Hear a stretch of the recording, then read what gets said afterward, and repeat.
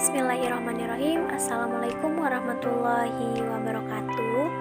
Halo semuanya, kembali lagi bersama saya Lediana Brazila. Di sini kita masih membahas bab 3 ya.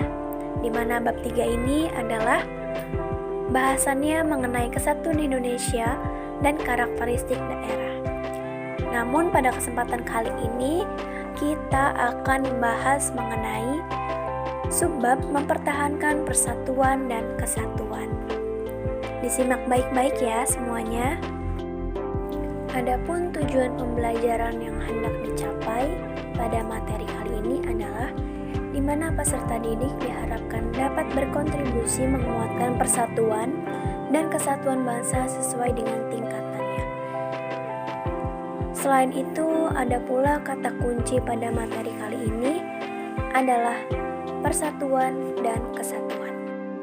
Seperti yang telah kita ketahui, Indonesia merupakan negara yang berbentuk negara kesatuan, di mana dalam perkembangannya Indonesia dikenal pula dengan sebutan Negara Kesatuan Republik Indonesia. Sebelum beranjak lebih jauh, apa itu persatuan dan kesatuan? Menurut Syarbaini, persatuan adalah bersatunya macam-macam corak yang beraneka ragam menjadi satu kebulatan yang utuh dan serasi. Sedangkan menurut Purwadarminta, kesatuan adalah keesaan, sifat tunggal, atau keutuhan. Adapun pengertian persatuan dan kesatuan menurut KBBI, persatuan adalah suatu gabungan dengan bagian yang sudah utuh bersatu, perserikatan dan serikat. Sementara kesatuan adalah suatu perihal satu, keesaan, sifat yang tunggal, dan kesatuan. Menyadari kondisi Indonesia yang terdiri dari banyaknya agama, suku, ras, bahasa, budaya, dan keberagaman lainnya, hal tersebut berpotensi menimbulkan perpecahan. Selain itu, mengingat historis bangsa Indonesia zaman dahulu, di mana para pejuang terdahulu sudah mempertaruhkan segenap jiwa dan raganya untuk memperjuangkan kemerdekaan hingga bertahan detik ini. Untuk itu, kita sebagai penerus bangsa perlu menyadari bahwa pentingnya mempertahankan persatuan dan kesatuan bangsa Indonesia agar tetap terjaga dan bersatu.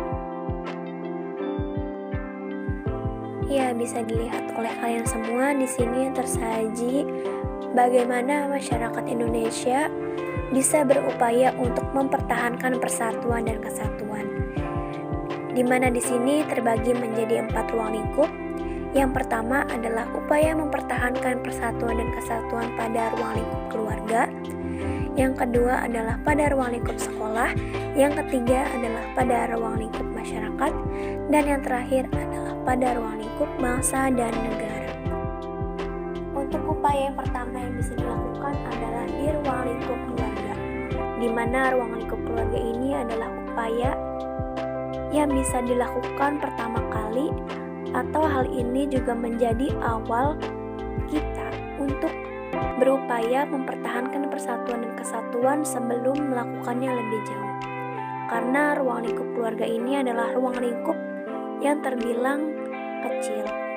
Nah, untuk beberapa contoh kegiatan untuk berupaya mempertahankan persatuan dan kesatuan, di sini saya menyajikan beberapa contoh kegiatan, yaitu yang pertama, di mana kita sebagai anggota keluarga beribadah bersama-sama.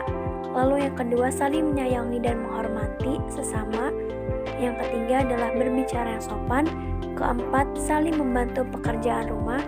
Dan yang terakhir adalah mentaati peraturan yang sudah dibuat dan disepakati secara bersama-sama.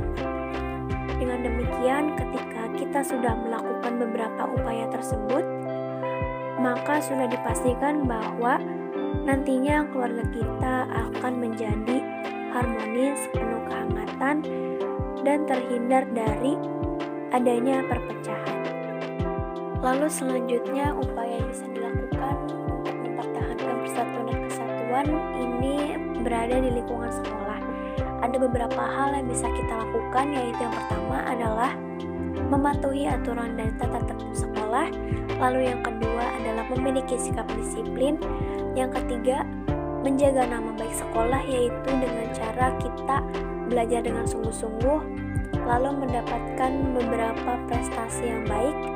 Selain itu juga kita sebagai siswa harus memiliki budi pekerti yang baik. Yang keempat adalah kita tidak membeda-bedakan teman, serta kita juga harus menghindari dari berbagai macam bentuk kekerasan, baik itu kekerasan fisik maupun non-fisik, atau biasa disebut juga dengan kekerasan bully. Lalu yang kelima adalah menghormati guru dan staf sekolah. Lalu untuk upaya yang selanjutnya adalah upaya yang bisa dilakukan di lingkungan masyarakat, yaitu yang pertama adalah bersosialisasi dengan masyarakat, yang kedua mengikuti kegiatan kemasyarakatan yang meningkatkan rasa persatuan, misalnya adalah kerja bakti atau kegiatan gotong royong.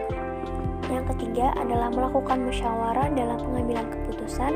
Yang keempat, tidak membeda-bedakan dalam memperlakukan masyarakat. Lalu yang terakhir adalah menolong tetangga atau warga masyarakat yang sedang terkena musibah. Adapun upaya yang terakhir yang bisa dilakukan oleh masyarakat Indonesia yaitu upaya mempertahankan persatuan dan kesatuan dalam lingkup bangsa dan negara. Di mana di sini saya memberikan sedikit contoh, yaitu yang pertama adalah menegakkan HAM, yang kedua mendahulukan kepentingan bangsa dan negara di atas kepentingan pribadi dan golongan. Yang ketiga adalah menghormati perbedaan agama, suku, ras, bahasa, dan budaya. Keempat, menghargai dan mendukung pemimpin negara yang terpilih secara demokratis sesuai aturan yang berlaku. Lalu yang terakhir adalah mengembangkan kebudayaan daerah agar lebih terkenal, tetapi tanpa merendahkan kebudayaan yang lainnya. Nah, tadi adalah beberapa contoh upaya yang bisa dilakukan kita sebagai masyarakat Indonesia untuk mempertahankan persatuan dan kesatuan negara Republik Indonesia. Sebetulnya masih banyak sekali ya contoh-contoh yang bisa kita lakukan untuk bagaimana caranya mempertahankan persatuan dan kesatuan. Itu saja untuk pertemuan kali ini. Mohon maaf apabila ada salah-salah kata, dan semoga pembelajaran tadi mudah dipahami oleh kalian semua. Tetap semangat belajarnya, jaga kesehatan, dan sampai jumpa di pertemuan berikutnya. Wassalamualaikum warahmatullahi wabarakatuh.